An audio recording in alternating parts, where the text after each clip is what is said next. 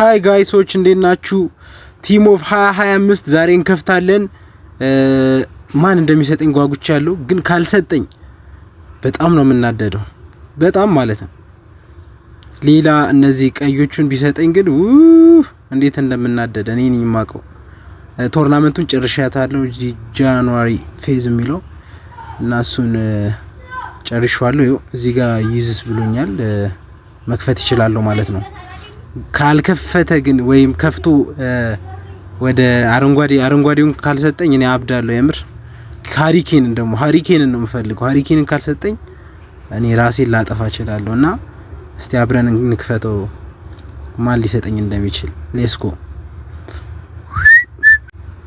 እስቲን ኤጀንት ያስፈልጋል ለነገሩ። በኤጀንት በኩል ስለሆነ እስቲ አሪፍ ኤጀንት አለኝ የለኝም የሚለውን አብረን እናያለን።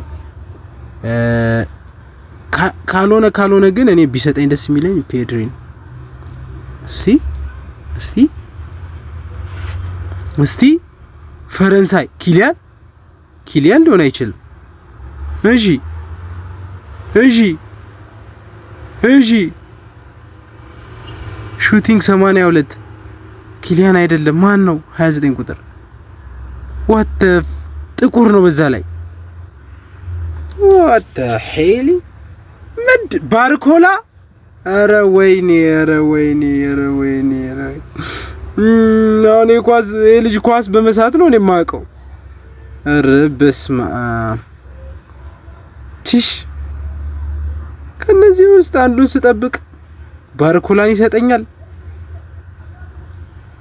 ይቅርብኝ፣ እንደውም አልፈልግም። ከነዚህ አላስፈርመም። ያምር ኤጀንቴ ግን ምን ያህል ደካማ እንደሆነ አይቻለሁ።